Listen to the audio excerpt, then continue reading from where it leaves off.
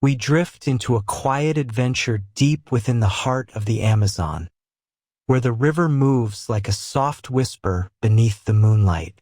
Our story follows Dr. Lily Houghton, her kind-hearted brother McGregor, and a charming riverboat captain named Frank, as they journey through lush green waters in search of a mysterious tree known as the Tears of the Moon. Imagine the gentle rocking of the boat, the distant calls of night creatures, and the soothing rhythm of water against wood. The air is warm, the stars shimmer above, and every sound invites you to relax a little more. Let the calm of the river carry you, as this quiet story of the jungle cruise slowly unfolds, guiding you toward a peaceful and restful sleep. Now, close your eyes, and let the night carry you gently into dreams.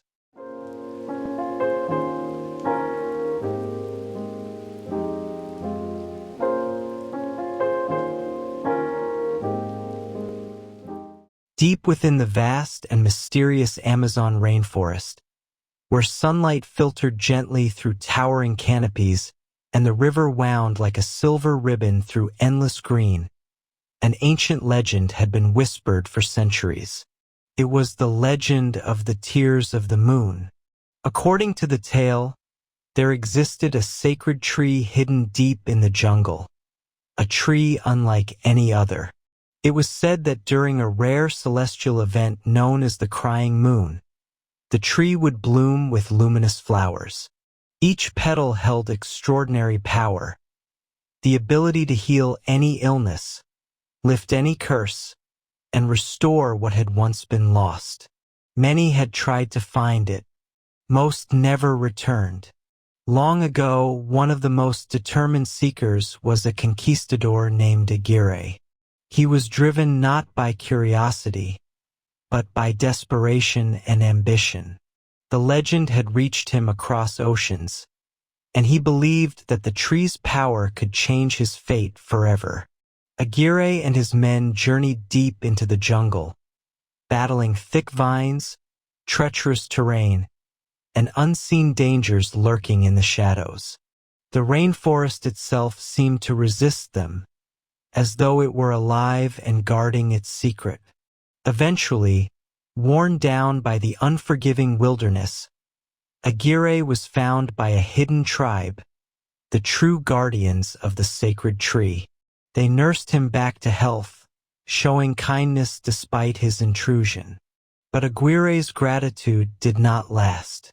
The moment he regained his strength, he demanded that the tribe give him the arrowhead, a sacred object believed to be the key to locating the Tears of the Moon. The guardians refused.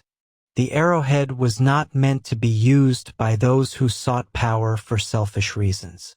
It was a guide only for the worthy, and Aguirre had already shown that his intentions were far from pure. Blinded by greed, Aguirre attacked the very people who had saved his life. What followed was swift and final. With their last breath, the guardians placed a curse upon Aguirre and his men. They would never again leave the site of the Amazon River. The jungle itself would claim them, binding them to its waters for eternity. And so the legend grew, a tale of magic, betrayal, and a warning to all who dared to seek what was never meant to be taken. Centuries later, far from the dense jungles of the Amazon, the story lived on, not as a myth, but as a possibility. Inside a grand hall filled with scholars and collectors, a man named McGregor stood before a prestigious society. Carefully dressed and visibly nervous, he presented the legend of the Tears of the Moon with great seriousness, pointing to maps and notes that traced the possible location of the tree. He spoke of Aguirre, of the arrowhead, and of the promise the tree held. What he didn't say, at least not out loud, was that the speech wasn't entirely his own. High above the room, hidden among the rafters, his sister Lily watched closely. She silently mouthed every word he spoke, having written the entire presentation herself. Her eyes were sharp and determined, and unlike her brother, she was not afraid to take risks. McGregor's speech, though well delivered, failed to convince the society. The arrowhead remained locked away among their prized artifacts, out of reach. Lily realized something immediately. If they wouldn't give it to them, she would simply take it. While McGregor continued speaking to distract the audience, Lily slipped quietly into the hallways. Armed with a map and unwavering determination, she navigated through the building in search of the artifact room. Along the way, she bumped into a well-dressed man, Prince Joachim. Mistaking her for someone else, he allowed her to pass without suspicion. That small moment of luck was all Lily needed. She quickly found the artifact room and, thinking fast, changed into a set of men's clothing to avoid drawing attention. Moving swiftly, she located the crate containing the arrowhead. With steady hands, she opened it. There it was, the key to the legend. Without hesitation, she took it. But her escape would not be easy. As she turned to leave, Prince Joachim entered the room with members of the society. When they discovered the arrowhead missing, their eyes quickly fell on Lily. The chase began. Lily ran, thinking on her feet as she dodged and outmaneuvered the men pursuing her. She used her surroundings cleverly, turning obstacles into opportunities, showing both courage and quick thinking. Still, Joachim proved to be a formidable opponent. He cornered her near a set of library steps and sent her tumbling out a window. For a moment, it seemed as though she might fall. But Lily held on, refusing to give up. Joachim offered to help her if she handed over the arrowhead. Instead, Lily tossed him the box, empty, and leapt toward a passing bus, where her brother had managed to create an escape route. Safe for the moment, she smiled. The arrowhead was still hers. Behind her, Joachim opened the box, only to find it empty. His calm expression quickly turned cold as he realized he had been deceived. And far away, though she did not yet know it, Lily had just made a powerful enemy. With the arrowhead in her possession and a map in hand, the journey toward the Amazon and the legendary Tears of the Moon was about to begin. Lily Brantley had never been one to wait for permission. Back in London, after her daring escape from the society, she and her brother McGregor wasted no time preparing for their expedition. Their goal was clear: travel to the Amazon, follow the map, and find the legendary Tears of the Moon. To Lily, the journey meant more than adventure. She believed that the magical petals could change the world, curing diseases, saving lives, and proving that the impossible could be real. McGregor, on the other hand, was far less enthusiastic about the dangers ahead. He preferred books to jungles and lectures to expeditions, but his loyalty to Lily outweighed his fears. Together, they packed their belongings, carefully organizing maps, tools, and supplies. The arrowhead, small yet incredibly important, remained close to Lily at all times. She wore it around her neck, never letting it out of her sight. With everything ready, they set off. Their journey took them far from the comfort of London to the wild, unpredictable edges of the Amazon rainforest. The air was thick with humidity, the sounds of unseen creatures echoed all around, and the river stretched endlessly into the unknown. But before they could begin their search, they needed one very important thing: a skipper, someone who knew the river well enough to guide them through its dangers. The small riverside town they arrived in was lively, filled with traders, travelers, and locals who understood the risks of the jungle better than anyone.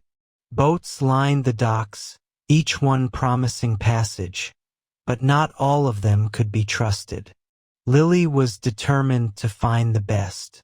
She hurried through the town, asking questions and following leads, until she found herself searching for a man named Nilo, who was said to control many of the boats in the area. Meanwhile, somewhere nearby, another story was unfolding. A man named Frank had just finished guiding a group of tourists down the river. His boat was old and worn, patched together in places, but it floated, and that was enough. Frank was a showman. He entertained his passengers with exaggerated tales about the dangers of the jungle, convincing them that every shadow hid something deadly. He staged fake encounters, hired locals to play along, and created just enough excitement to make his tours unforgettable and profitable. As his boat docked, the tourists left, still buzzing with excitement. Frank smiled, satisfied with another successful trip. But his mood quickly changed when Nilo approached him. Frank owed him money, a lot of it. When Frank admitted he couldn't pay the full amount, Nilo took something far more valuable than cash. He removed the engine from Frank's boat and locked it away. No payment, no engine, Nilo made clear. Frank watched helplessly as his livelihood was taken from him. Not one to give up easily, he decided he would find a way to get it back. Around the same time, Lily reached Nilo's office, only to find someone already inside. Frank, he had broken in, hoping to retrieve the key to the storage room where his engine was kept. When Lily walked in, he quickly changed his approach. Pretending to be Nilo, he greeted her as though he belonged there. Lily, focused on her mission, explained that she needed a boat and a skilled skipper to take her deep into the river. She spoke confidently, mentioning her map and her willingness to pay well. Frank listened carefully. When she mentioned the destination, a dangerous and nearly unreachable part of the river, he raised an eyebrow. He questioned her map, her plan, and her understanding of the risks. But Lily stood her ground. She explained that the map had been drawn centuries ago by Aguirre's cartographer and had belonged to her father. To her, it was more than just a guide, it was a promise. Frank couldn't help but laugh at the boldness of her plan. Still pretending to be Nilo, he suggested she might be better off choosing a safer adventure. But Lily noticed something. Frank had been trying to open a locked box. Inside was the key to his boat's engine. Without hesitation, Lily unlocked it for him. That small act changed everything. Frank dropped the act. Now genuinely interested, he offered to take her down the river himself. They headed to a nearby restaurant to discuss the details. Lily was firm about her destination, while Frank tried to negotiate the price, adjusting it as he gauged her determination. Just as they were about to reach an agreement, McGregor arrived, along with the real Nilo. The truth became clear immediately. Lily realized she had been tricked. Annoyed, she prepared to leave, ready to find another skipper. But Frank wasn't about to lose this opportunity. As Lily turned away, he noticed something around her neck. The arrowhead. His expression changed. Whatever this expedition was, it was bigger than he had first thought. Quickly, he lowered his price, insisting that he was the only one capable of getting her where she needed to go. Before Lily could respond, chaos erupted. A jaguar suddenly wandered into the restaurant. Panic spread instantly. People shouted and scattered, while Nilo hid in fear. Frank, however, stepped forward. Calm and focused, he positioned himself between the animal and Lily and McGregor. Using quick thinking and a bit of clever distraction, he managed to handle the situation without anyone getting hurt. It wasn't brute strength that impressed Lily. It was his confidence, his understanding of the jungle, his ability to stay calm in danger. That was exactly what she needed. Without hesitation, Lily turned back to him. "You're hired," she said. Frank smiled. With that decision, their journey truly began. None of them knew just how dangerous or extraordinary the path ahead would be. The morning air along the Amazon River was thick and warm, carrying the scent of water, wood, and distant rain. Boats rocked gently along the dock as people moved about, loading cargo and preparing for journeys into the unknown. For Lily and McGregor, everything was finally coming together.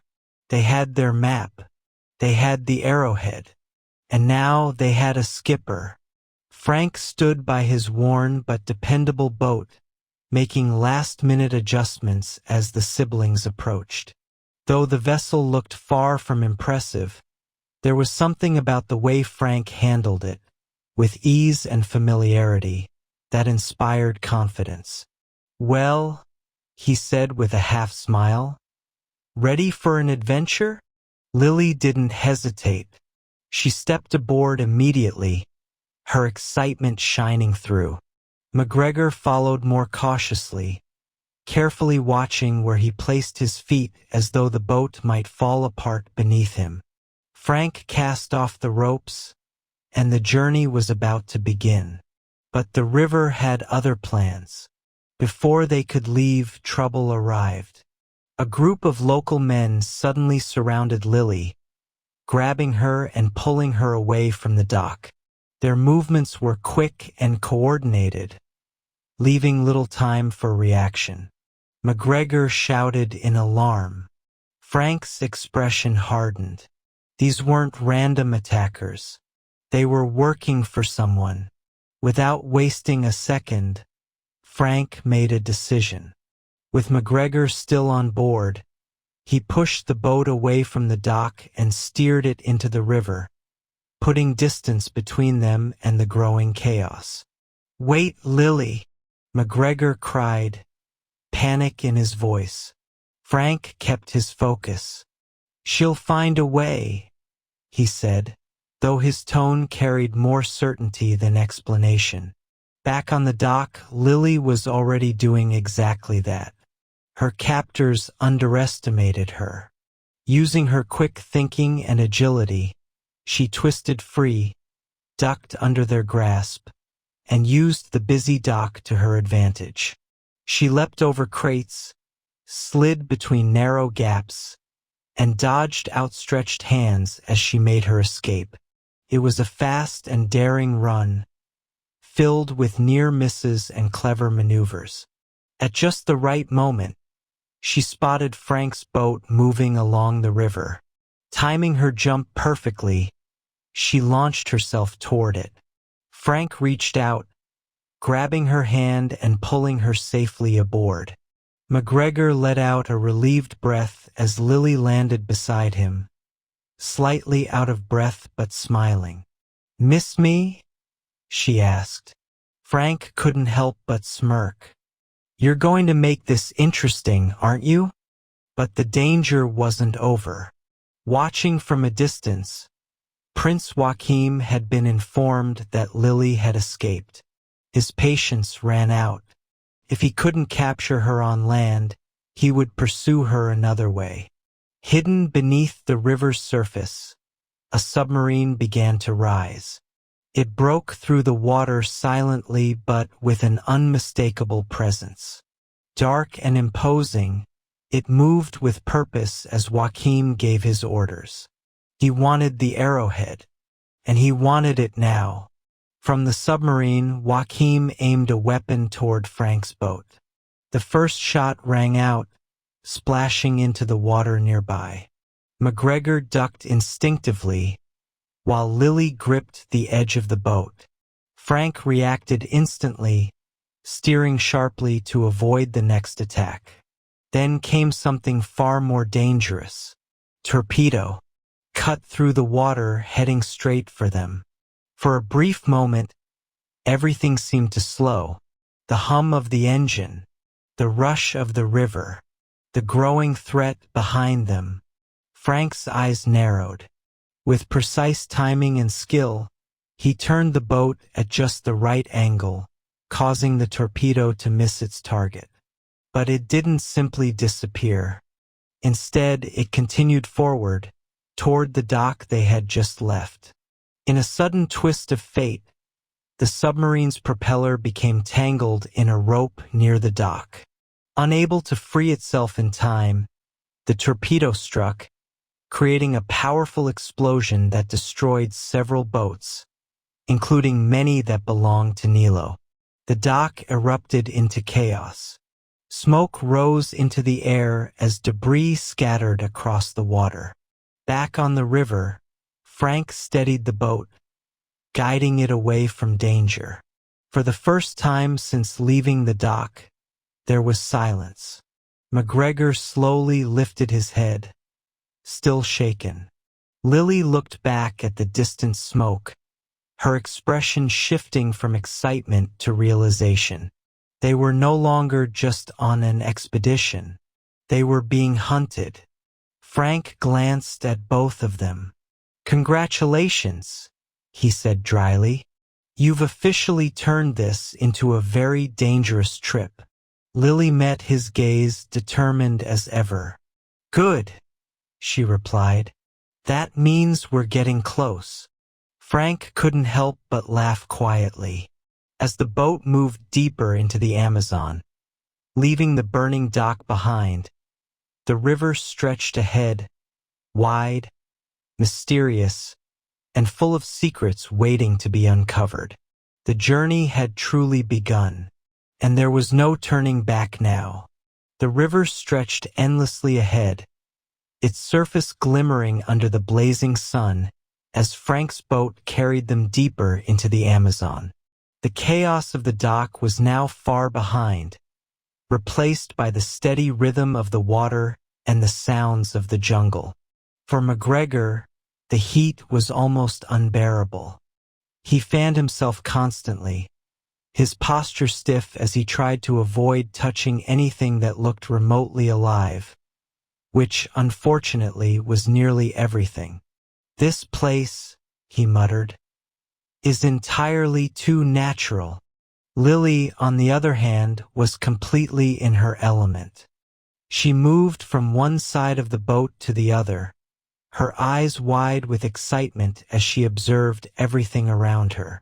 Brightly colored birds darted through the trees, monkeys swung effortlessly between branches, and the dense greenery seemed to breathe with life. With her handheld camera, she captured as much as she could, every creature, every sound, every moment. Even Frank. First, he didn't notice. Then, as she pointed the camera toward him, he raised an eyebrow. "What's that thing do?" he asked. "It captures moments," Lily replied with a grin. "So you don't forget them."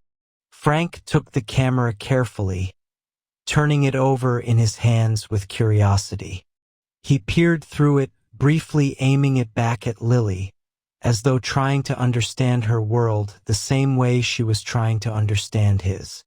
For a moment, there was something unspoken between them, a shared sense of wonder, even if they showed it in very different ways. But Lily wasn't one to linger. She quickly returned to the map, her expression shifting back to determination. "We can go faster," she said, pointing to a section of the river. "There's a more direct route." Frank glanced at it, then shook his head. "That route isn't faster," he said. "It's more dangerous." "Dangerous doesn't mean impossible," Lily replied. Frank studied her for a moment. He could see that arguing wouldn't change her mind. "Fine," he said with a sigh. "But when it gets rough, don't say I didn't warn you." Lily smiled. Later that evening, as the sky darkened and the jungle grew quieter, Frank anchored the boat along the riverbank. The engine needed rest, and so did they. McGregor wasted no time retreating below deck, eager to escape both the heat and the insects. On the deck, however, Lily stayed.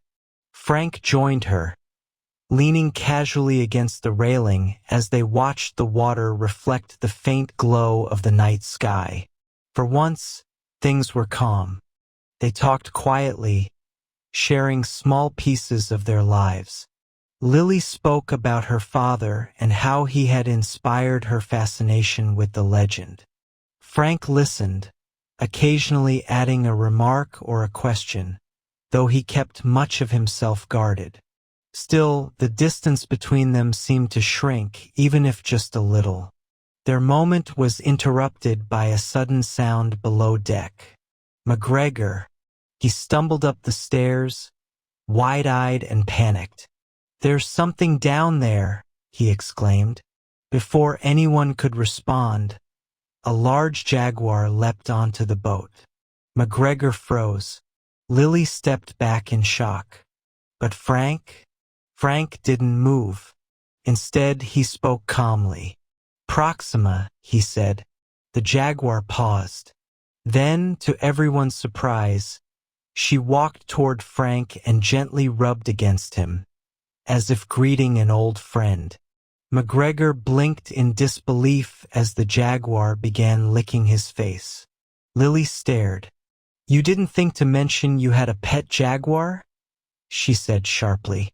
Frank shrugged. "Didn't seem important." Lily crossed her arms, clearly frustrated. "This is exactly the kind of thing that should be mentioned." Frank couldn't help but smile slightly. "She's harmless," he said. "Mostly." Lily wasn't convinced. Any trust she had begun to build wavered in that moment.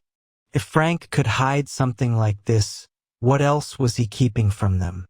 As the night settled once more, the jungle seemed quieter, but far from peaceful. Because somewhere beneath the river's surface, Prince Joachim had changed his course. He was no longer simply chasing Lily. He was searching for something else, something older, something cursed.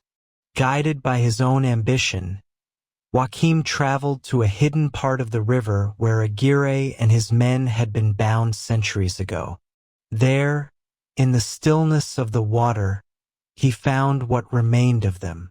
Carefully, Joachim approached and poured river water onto Aguirre's body. For a moment, nothing happened. Then something stirred. From within the remains, two snakes emerged, living extensions of the cursed conquistador. Through them, Aguirre spoke, his voice carried through something far from human. Joachim did not flinch. Instead, he offered a deal.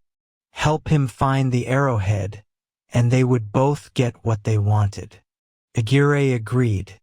The curse that bound them to the river loosened, and the conquistadors were freed once more. Back on the boat, unaware of the danger growing behind them, Lily, McGregor, and Frank prepared for the next stage of their journey. The river ahead would only become more dangerous. And now, they were no longer the only ones searching for the tears of the moon. Something far darker had awakened, and it was coming for them. Morning came quickly, and with it, a new challenge. The river ahead narrowed, its calm surface giving way to churning white water. The sound of rushing currents echoed through the jungle as the boat approached a dangerous stretch, the rapids. McGregor looked at the water and immediately stepped back. "Oh no," he said firmly. "Absolutely not." Lily, however, leaned forward, studying the path with determination. "This is the faster route," she reminded Frank. Frank gripped the wheel, his eyes scanning the rushing currents. "It's also the kind of route that gets people into trouble." Lily met his gaze. "Then don't get us into trouble." Frank let out a quiet breath. "Hold on," he said. The boat moved forward. The moment they entered the rapids, everything changed. The calm rhythm of the river disappeared, replaced by powerful waves that rocked the boat from side to side. Water splashed over the edges as the current pulled them in unpredictable directions. McGregor clung to the side, his face pale. Lily held steady, though the fear in her eyes was impossible to hide. Frank stayed focused. Every movement mattered. He adjusted the wheel, guided the boat between jagged rocks, and timed each turn with precision. The roar of the water surrounded them, leaving no room for hesitation. At one point, the boat tilted dangerously, heading toward a sudden drop. For a brief second, it seemed like they might fall. McGregor shut his eyes. Lily held her breath. But Frank acted fast. With a sharp turn and perfect timing, he pulled the boat back onto a safer path. The vessel slammed against the water but remained intact, continuing forward until the current finally began to slow. Gradually, the river calmed. The danger passed. Silence followed, broken only by the sound of everyone catching their breath. Then, almost at the same time, all three of them leaned over the side of the boat. The experience had been too much, even Proxima. Later, after they had recovered, Frank guided the boat to a quiet spot along the riverbank. The engine needed fuel, and so did they. Frank and McGregor stepped off the boat to gather wood. The jungle floor was uneven, covered in roots and leaves, and filled with distant sounds that made McGregor uneasy. "I must say," he began, carefully stepping over a branch, "this is not what I imagined when I agreed to come along." Frank gave him a sideways glance. "Then why did you come?" McGregor hesitated. For a moment he seemed unsure whether to answer. Then quietly he spoke. "Because of Lily." Frank listened. McGregor explained that he had always felt out of place in his own world. When he realized who he truly was, it had not been easy. Many had turned away from him, but Lily never did. "She stood by me," he said. "So I stand by her." Frank nodded slightly. "That's a good reason," he said. Back on the boat, Lily had been busy. Curiosity had gotten the better of her, and she found herself in Frank's quarters. Inside, she discovered something unexpected: maps, notes, and sketches, all about the Tears of the Moon. When Frank returned, Lily confronted him. "You've been looking for it too," she said, holding up one of the maps. Frank didn't deny it. "Once," he admitted. "A long time ago." "Then why stop?" Lily asked. Frank leaned against the doorway, his expression distant. "Because sometimes," he said, "you search for something so long, you forget why you started." Lily studied him, trying to understand. Before she could say more, the boat suddenly jolted. Voices echoed from the riverbank. A group of tribal warriors appeared, surrounding the boat. McGregor froze. Lily stepped forward cautiously. Frank raised his hands and began speaking to them in their language, acting as a translator. The situation seemed tense. The warriors spoke sternly, their expressions unreadable. Frank turned to Lily and McGregor. "They're not happy we're here," he said. Lily tried to reason with them, but the conversation grew more intense. Just as it seemed things might turn dangerous, the chief broke character. The tension vanished. It had all been an act. Frank's act. The warriors were part of one of his staged performances, people he paid to help create the illusion of danger for his tours. Lily stared at him, stunned. "You're joking," she said. Frank gave a small shrug. "It's good business." McGregor was equally unimpressed. "This is highly inappropriate," he said. Lily shook her head, clearly frustrated. But after a moment, she shifted her focus. Turning to the chief, she showed her the arrowhead. "Can you read this?" Lily asked. The chief studied the markings carefully. When she spoke, her voice carried a sense of importance.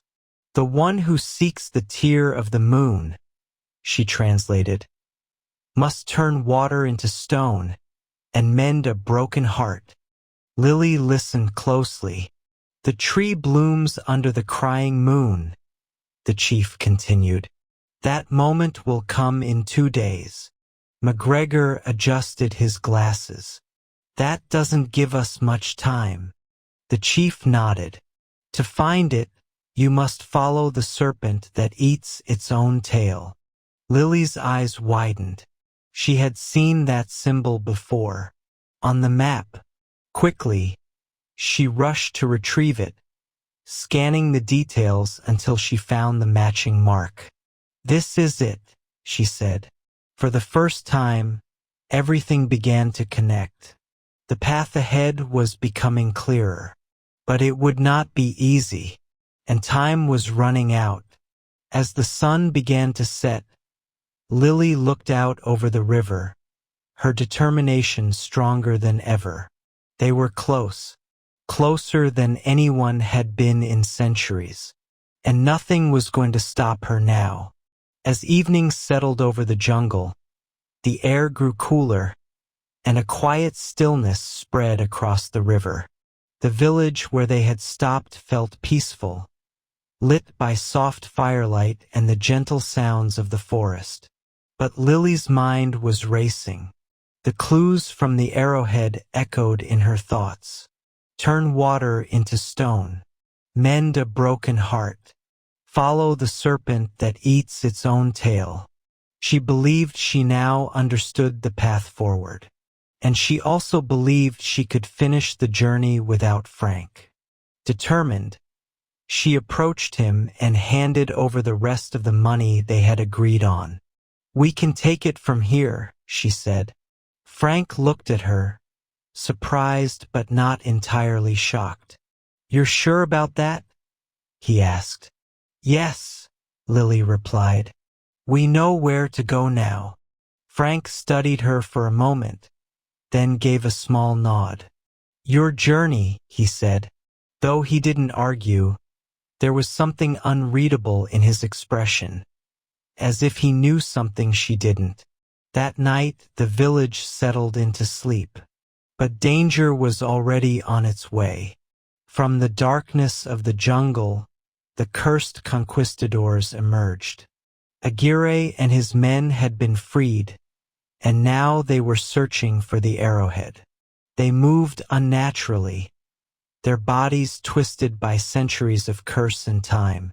Some were bound with vines, others crawling with creatures, living extensions of their broken forms. They reached the village silently. Then the attack began. Chaos erupted as villagers scattered. Fires were knocked over, shadows leapt across the ground, and the night filled with shouts and movement. Lily grabbed the arrowhead, holding it tightly as she looked for McGregor. Frank appeared, immediately stepping into the fight. Each of them faced a different attacker. Lily used her agility to dodge and outmaneuver one of the cursed men, thinking quickly as she tried to protect the arrowhead. McGregor, though terrified, managed to defend himself using whatever he could find, proving that courage sometimes appears when it is needed most. Frank fought with experience and strength, holding his ground against an opponent that seemed almost impossible to defeat. But the cursed conquistadors were relentless. In the struggle, one of them managed to grab the arrowhead from Lily and pass it to Aguirre. For a moment, everything seemed lost. Aguirre turned to flee. Frank chased after him without hesitation. The two clashed, their fight intense and desperate. Aguirre struck, driving a blade into Frank's chest. Lily gasped. Frank staggered but did not fall. With a final burst of effort, he took the arrowhead back and threw it toward Lily. "Run!" he shouted. The village chief quickly pulled Lily and McGregor to safety, guiding them away from the chaos. "You must leave the river," she told them urgently. "They cannot follow you where the river cannot see." Understanding the warning, Lily grabbed her brother's hand and ran. Behind them, the jungle seemed to come alive. Branches shifted, roots twisted. The very ground resisted the cursed men as they tried to pursue. Aguirre's snakes slithered forward, catching up to Lily and wrapping around her. She struggled, unable to break free. For a moment, it seemed as though she would be captured. But then, the jungle intervened. As if bound by unseen rules, Aguirre and his men were suddenly dragged back toward the river. The curse still held power over them, limiting how far they could go. Lily fell to the ground, breathing heavily, the arrowhead still clutched in her hand. She was safe, for now. Back at the river, Aguirre and his men regrouped. They understood something important. If they wanted the arrowhead, they needed help. Elsewhere, a swarm of bees, strange and unnatural, made their way toward Prince Joachim's submarine. They carried a message, and Joachim was ready to listen. Morning came slowly after a long and restless night. Lily made her way back toward the river, her thoughts still heavy from everything that had happened. She wasn't sure what she would find, but when she arrived, she saw him, Frank, standing there, alive. Relief flooded through her as she ran toward him. "You're okay," she said, smiling. But as she reached him, something caught her eye. A dagger, still lodged in his chest. Lily froze.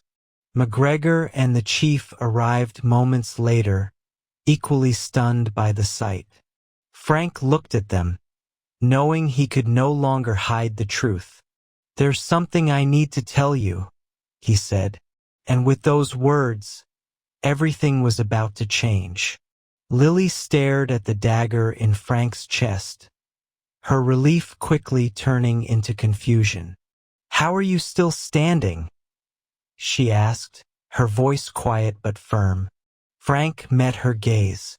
For a moment, he seemed unsure where to begin.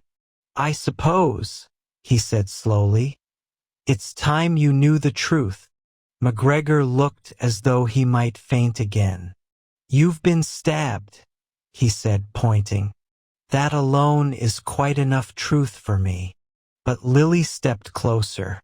"Tell me," she said. Frank nodded. "Pull it out," he said. Lily hesitated. "That seems like a terrible idea." "Trust me," Frank replied. After a brief pause, Lily reached forward and carefully pulled the dagger from his chest. McGregor turned away, bracing himself. But nothing happened. No blood. No wound. Frank stood exactly as he had before. McGregor promptly fainted. Lily stared in disbelief. "You're—" she began, searching for the right word. "Cursed," Frank finished. He let out a small breath and leaned against the boat. I was one of them, he said. One of Aguirre's men. Lily's expression hardened. You're one of the conquistadors? I was, Frank corrected. A long time ago. As McGregor slowly regained consciousness, Frank began to explain. Centuries ago, he had been part of Aguirre's expedition. But unlike the others, he hadn't been driven by greed alone. Aguirre had been his closest friend, and they had traveled to the Amazon together for a reason, to save Aguirre's daughter, who had been gravely ill. The tears of the moon had been their only hope. Frank had served as their cartographer. He was the one who had drawn the very map Lily now carried. They had journeyed deep into the jungle and eventually found the guardians of the sacred tree. The tribe had shown them kindness, healing their wounds and offering them shelter. But Aguirre had changed. Desperation had turned into obsession. When the guardians refused to give him the arrowhead, he chose violence. Frank couldn't stand by and allow it. I tried to stop him, Frank said. I couldn't let him hurt them. In the chaos, the chieftain's daughter escaped with the arrowhead, preventing Aguirre from finding the tree. But with his dying breath, the chieftain placed a curse upon Aguirre and his men. They would never leave the river, and they would never truly die. Over time, the curse twisted the others into something monstrous. Their bodies merged with the jungle, becoming part of it in unnatural ways. Frank, however, remained different. I never fully became like them, he explained, but I couldn't escape either. For centuries, he wandered the river. He fought Aguirre again and again, until he finally managed to trap him and his men in a cave, keeping them from the river where the curse held power. For 300 years, Frank said, they were trapped. Lily listened carefully, her earlier frustration replaced by understanding. And you? She asked softly. Frank looked out over the water. I stayed, he said. I built the town you found me in, watched people come and go, made friends, lost them. His voice grew quieter. I searched for the tree for a long time, thought maybe I could fix what happened, but I never found it. So instead, he built his boat. He gave tours. He pretended. Easier that way, he added. Lily considered everything he had said. And Proxima? She asked. Frank smiled faintly. I've had many, he said. Each one found me, or I found them. I just took care of them. Proxima, resting nearby, lifted her head as if she understood. For a moment, silence settled between them. Then Lily spoke. We're still going, she said. Frank looked at her. To the tree, she continued. You know the river better than anyone. And now I know you're not just pretending. McGregor, now fully awake, sat up slowly. Yes, he said, though still slightly dizzy. We are continuing, preferably without any more surprises involving daggers. Frank chuckled. Fair enough. At the same time, far away on the river, Prince Joachim had made his move.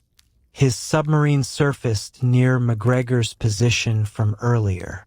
Having tracked them carefully, Joachim and his men captured him. McGregor struggled, but he was no match for them. Inside the submarine, Joachim confronted him. Tell me where the tree is, the prince demanded. McGregor tried to resist, but Joachim had leverage. Threatening both him and Lily, he forced McGregor to reveal the location marked on the map. Satisfied, Joachim took what he needed. Then, without hesitation, he eliminated the cursed bees that had delivered the message, ensuring that Aguirre would not learn the location too soon. Back on the river, unaware of McGregor's capture, Frank and Lily continued their journey together. This time, there were no secrets between them. As the boat moved forward, Frank spoke of something he had not yet shared. "When we find the tree," he said, "and if it blooms, I'll have a choice." Lily looked at him. "What kind of choice?" Frank met her eyes. "I can use the petal to break the curse," he said. "Or I can finally rest." Lily didn't respond immediately. The idea lingered between them, heavy and uncertain. But there was no time to dwell on it. The river ahead held their answers, and they were closer than ever before. The river narrowed as Frank guided the boat forward, its once steady current slowing into something quieter and more mysterious. Towering rock walls rose on either side, casting long shadows across the water. Lily stood at the front of the boat, studying the map closely. "This is it," she said. "This has to be the place." Frank glanced around, his expression thoughtful. "Doesn't look like much," but Lily pointed ahead. The river ended, not gradually, but suddenly, as though it had simply stopped. The water pooled at the base of a stone barrier, unmoving and unnatural. "Water turning to stone," Lily whispered. Frank nodded slowly. "Looks like your clue was right." They stepped off the boat, approaching the edge carefully. The air felt different here, still almost as if time itself had paused. "There must be a way through," Lily said. Frank scanned the area, then took a deep breath. "I'll check below," he said. Without waiting, he dove into the water. Lily moved closer to the edge, watching the surface ripple before going still again. Moments passed, then more. Just as she began to worry, Frank resurfaced, taking in a breath of air. "There's something down there," he said. "An old chamber, a lever." "Then we open it," Lily replied. Frank shook his head. "I can't fit inside." Lily blinked. "What do you mean you can't?" "It's too small," he interrupted. "You'll have to do it." She stared at him. "I can't swim." Frank paused. "That's not ideal," he admitted. Lily crossed her arms. "Not ideal? That's your summary." Frank gave a small shrug. "It's the only way forward." Lily looked at the still water, then back at him. For the first time in a long while, doubt crept into her expression. But only for a moment. She took a breath. "Fine," she said. Frank nodded. Together, they stepped into the water. At first, Lily clung to him tightly, her movements uncertain. Frank guided her, helping her adjust as they went deeper. Then, with one final breath, they dove beneath the surface. The world changed instantly. The light dimmed, and the water surrounded them completely. Frank led the way, guiding Lily toward a narrow opening in the stone. Inside, just as he had said, was a small chamber and a lever. Frank stopped at the entrance, unable to go further.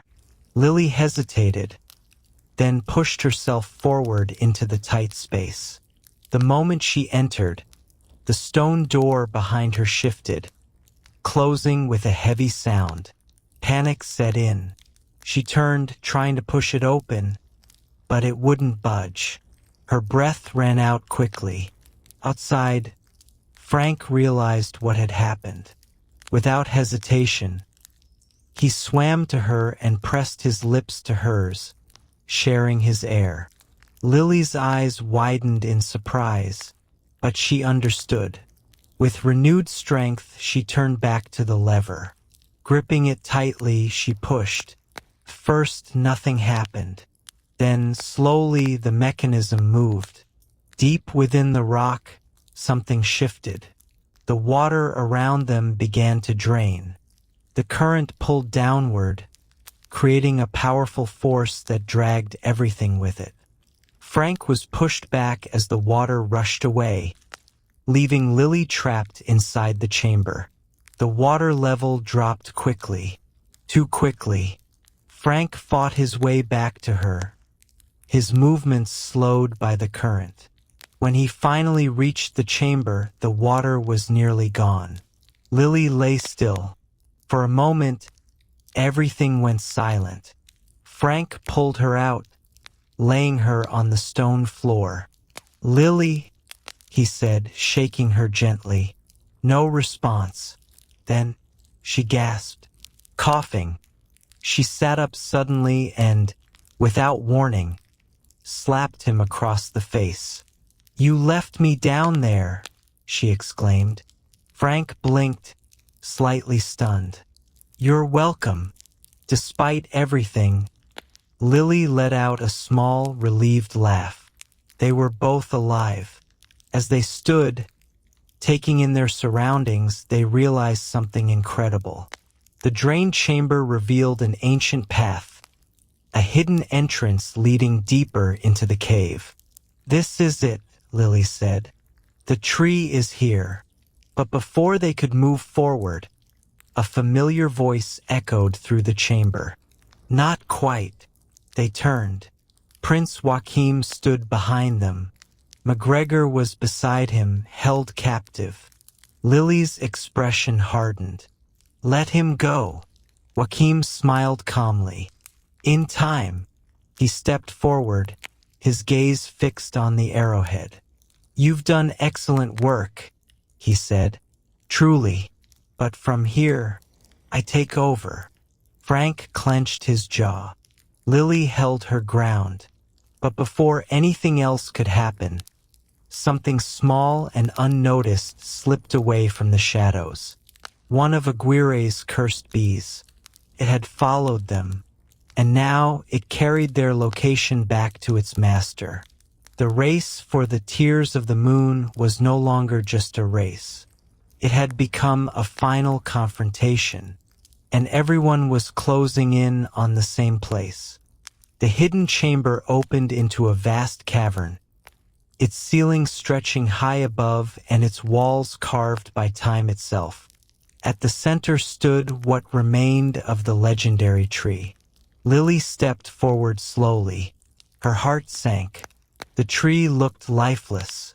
Its branches were bare, twisted and dry, as though it had not bloomed in centuries. This can't be it," she said softly. But Frank knew better. "It is," he said. "It's just waiting." Prince Joachim moved closer, his patience thinning. "Then make it bloom," he demanded. Lily turned to him. "It doesn't work like that." Joachim's expression darkened. He gestured to McGregor, reminding her of what was at stake. Frank stepped in. "I can do it." Joachim raised an eyebrow. "And why would you help me?" Frank met his gaze. "One petal. That's all I want." A moment passed. Then Joachim nodded. Agreed. But he did not release McGregor. Frank approached the tree, studying it carefully. He examined the markings around its base, tracing patterns carved into the stone. Lily joined him. Together, they looked at the arrowhead. "Something's wrong," Lily said. "It's not just a key." Frank nodded. "It's more than that." Carefully, they turned it over, examining every detail. Then they realized. "It's a heart," Lily said. The arrowhead was not simply meant to guide. It was meant to be broken. Following the markings, they separated it into two pieces. Inside, they found something hidden, a glowing fragment. Working together, they placed the pieces into the carved relief on the tree. One side held the broken halves, the other the hidden piece. For a moment, nothing happened. Then, a soft light spread through the carvings. The tree began to change. Branches shifted, buds formed, and under the glow of the crying moon above, the tree came to life. Flowers bloomed, glowing softly like captured starlight. The tears of the moon. Lily watched in awe. They had found it, but the moment didn't last. Without warning, a shot rang out. Lily fired. Frank staggered backward, falling into the depths below. "Frank!" Lily cried out, her voice breaking. Joachim wasted no time. "Collect the petals," he ordered his men. Soldiers rushed forward, climbing the tree, trying to gather the glowing blooms before the moon's light faded. Lily stood frozen for a moment, her emotions in conflict. Then she moved. She climbed the tree, pushing herself higher and higher, reaching for one of the petals. Below, chaos unfolded. Frank was not gone. He rose again. Despite the fall, despite the wound, he moved quickly, freeing McGregor and fighting off Joachim's men. Proxima appeared, leaping into the fight, scattering the soldiers and creating an opening. Frank and McGregor regained control of the boat. Above them, Lily reached the top of the tree. The light of the moon was fading. She stretched out her hand and grabbed a single glowing petal. But as she did, the tree began to crumble. The moment was ending. Lily slipped, falling from the branches. Below, Joachim caught her. His grip was firm. "Give it to me," he said, "or you both fall." Lily looked at her brother, then at the petal. She hesitated. Before she could decide, the tree shook violently. Pieces of stone broke away. Lily lost her grip. The petal slipped from her hand. She grabbed onto Joachim instead, saving herself from falling. Below, Frank caught the petal. The situation changed instantly, but there was no time to celebrate. From the shadows, Aguirre and his cursed men arrived. Their presence filled the cavern with dread. Joachim turned toward them, but it was too late. The conquistadors struck. The prince's story ended there. The cursed men turned their attention to Lily, but Frank stepped forward, holding the petal. "Looking for this?" he called out. Their attention shifted to him. Frank made a decision. He handed McGregor the petal. "Give it to her," he said. Then he led the cursed men away. He climbed onto the boat, starting the engine. The plan was clear. He would draw them away. McGregor and Lily reached the surface as Frank steered the boat toward the ancient structure that controlled the cave. The cursed men followed him, climbing aboard, attacking from every side. Frank fought them one by one, holding them back as the boat sped forward. At last, Aguirre faced him. "Give it to me," Aguirre demanded. Frank shook his head. "It's not with me," he said. Aguirre realized the truth too late. The boat crashed into the structure. Stone collapsed. The river was cut off. Water stopped flowing into the cave. Without the river, the curse took hold. One by one, the conquistadors were pulled into the jungle, their bodies turning to stone as they were trapped once more. Frank stood still. The curse claimed him as well. Lily arrived moments later. She saw him, frozen, silent. For a long moment, she said nothing. Then she stepped forward, holding the petal. Everything she had worked for, Everything she had believed in came down to this choice. She looked at Frank, then at the petal. Slowly, she made her decision. She placed the petal against him. "I'm not leaving you," she said quietly. For a moment, nothing happened. The cave fell silent. Then Lily lowered her hand. Tears filled her eyes. She turned away, believing it hadn't worked. With McGregor beside her, she began to leave. But behind them, something changed. A sound echoed through the cavern. Proxima let out a low, hopeful call. Lily stopped. Slowly, she turned back and saw him move. Frank stepped forward, no longer bound by the curse. Alive, free, Lily ran to him without hesitation. And this time, when they embraced, there were no secrets left between them. Above them, something unexpected happened. The tree, though broken, offered one final gift. Another petal. A quiet reminder that sometimes, when something is given selflessly, something else is returned. Their journey was not just about finding the tears of the moon. It was about what they chose to do with them. And in that moment, they chose each other.